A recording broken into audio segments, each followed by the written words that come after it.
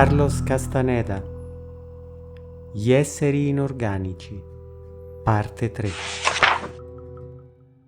I passi sono tratti dal volume Una realtà separata, prima parte, i preliminari del vedere, gli eventi che vanno sotto la data del 25 maggio 1968. Attenzione! Le citazioni sono tradotte in maniera letterale dagli autori stessi del video e sono tratte direttamente dalle edizioni inglese e spagnola senza censure o adattamenti. Noi siamo Marisha e Nick e alla fine del video troverete una breve analisi letteraria e linguistica e inoltre la nostra recensione. Prima di cominciare una piccola novità, abbiamo aperto un blog, lo trovate all'indirizzo www.naquales.eu, link in descrizione.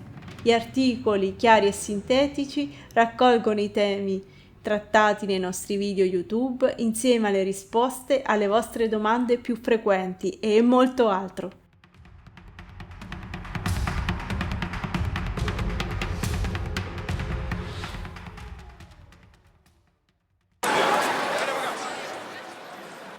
Perché devi pensare che ogni persona in una moltitudine in movimento sia un essere umano? Chiese con aria di estrema serietà. Davvero non riuscivo a spiegare perché, solo che era abituata a crederlo come un atto di fede pura da parte mia.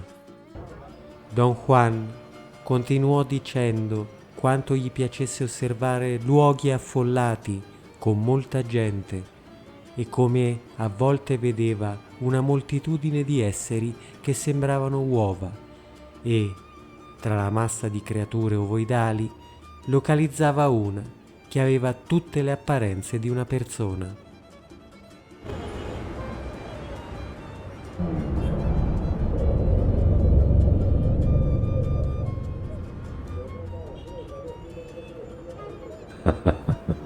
Ci si diverte molto a fare questo. Disse ridendo. O almeno è divertente per me. Mi piace sedermi nei parchi e nei terminales, alle stazioni degli autobus e osservare.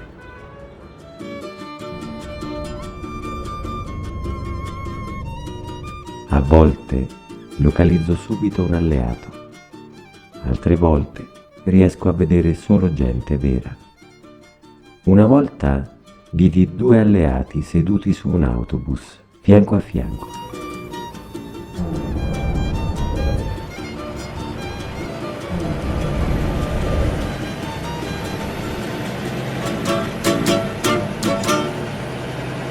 Quella è l'unica volta in vita mia che ne ho visti 2 insieme. Aveva un significato particolare il fatto che lei ne abbia visti 2? Claro, certo. Tutto ciò che fanno ha un significato. Dalle loro azioni, un bruco può, a volte, trarre il suo potere. Anche se un bruco non ha un proprio alleato, se sa vedere può maneggiare il potere osservando le azioni degli alleati.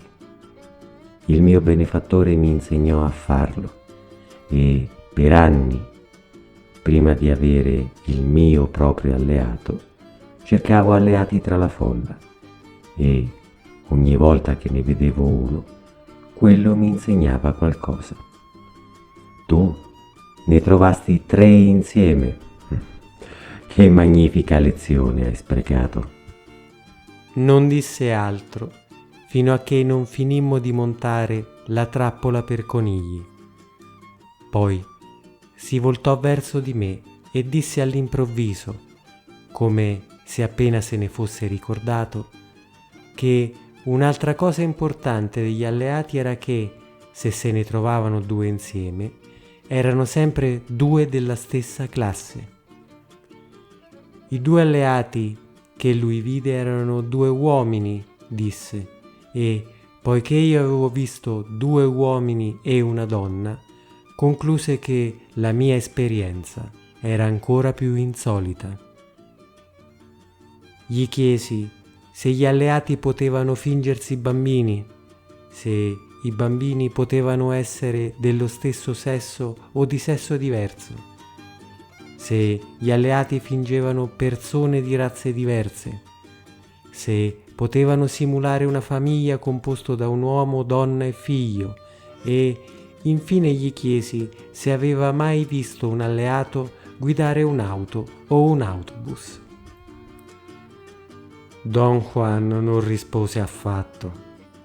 Sorrise e mi lasciò parlare. Quando sentì la mia ultima domanda, scoppiò a ridere e disse che mi stavo distraendo, che sarebbe stato più adatto chiedergli se aveva visto un alleato guidare un veicolo a motore. Non vorrai dimenticare le motociclette, vero? Disse con uno sguardo malizioso. Il suo prendere in giro le mie domande mi sembrò divertente e leggero e risi insieme a lui. Poi spiegò che gli alleati non potevano prendere l'iniziativa né agire direttamente su nulla. Potevano però agire sull'uomo in modo indiretto. Don Juan disse che entrare in contatto con un alleato era pericoloso perché l'alleato poteva tirar fuori il peggio di una persona.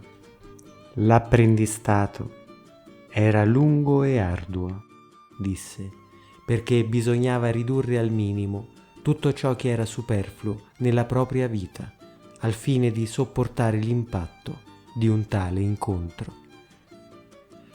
Don Juan disse che il suo benefattore, la prima volta che entrò in contatto con un alleato, fu spinto a bruciarsi e rimase pieno di cicatrici, come se un puma l'avesse masticato. Nel suo caso, disse, un alleato lo spinse in una catasta di legna ardente e si bruciò un po' il ginocchio e la clavicola, ma le cicatrici scomparvero col tempo, quando Don Juan divenne tutt'uno con l'alleato.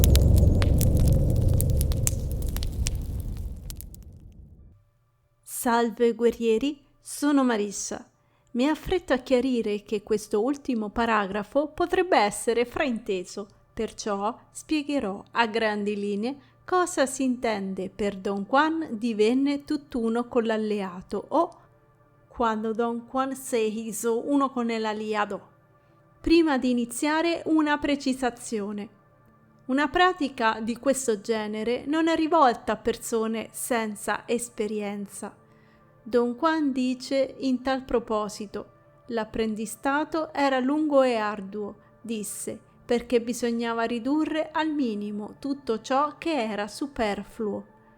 Questo perché l'alleato o l'inorganico si insinua nella mente delle persone e si appiglia sulle morbosità e i difetti. Più difetti si hanno e più si rischia di soccombere sotto la pressione di un simile incontro.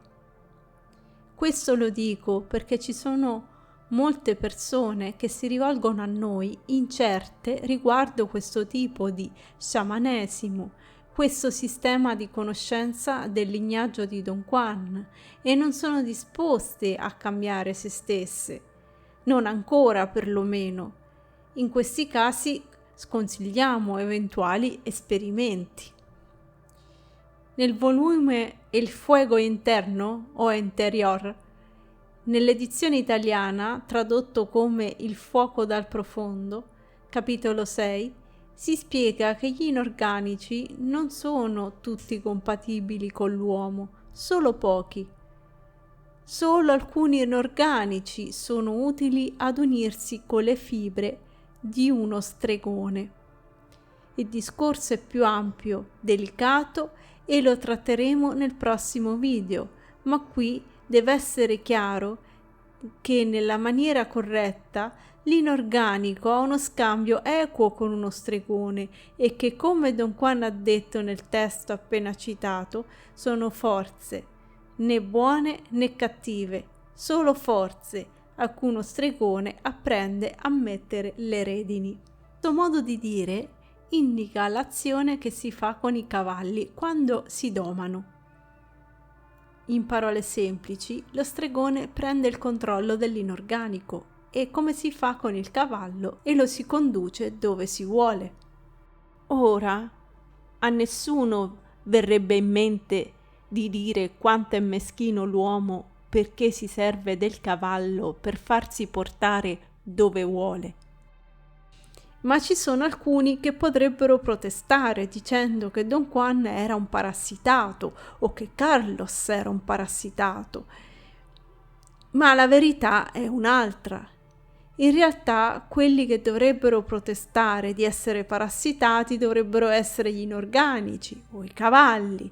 Scusate la battuta, ma bisogna capire che qui si tratta di una pratica che i nuovi veggenti ereditarono dagli antichi stregoni e che la modificarono secondo le proprie esigenze. Il lignaggio di Don Juan, ad esempio, si tramandava sempre gli stessi inorganici perché era molto pericoloso cercarne dei nuovi.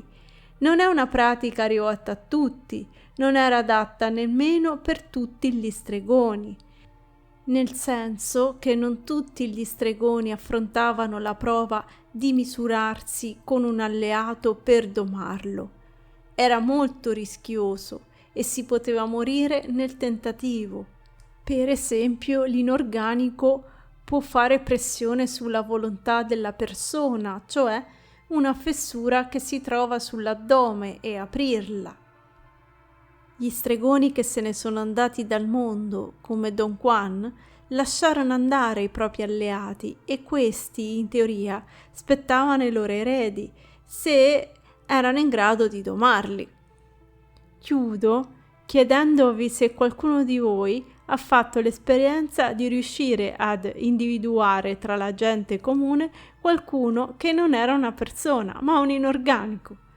E se volete, raccontateci nei commenti come siete riusciti a capirlo, quali sono stati gli elementi che vi hanno fatto scattare il dubbio.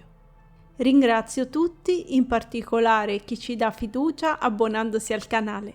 Ricordate di iscrivervi al canale per rimanere aggiornati e di attivare la campanella. Visitate il nostro blog www.naguales.eu. A presto!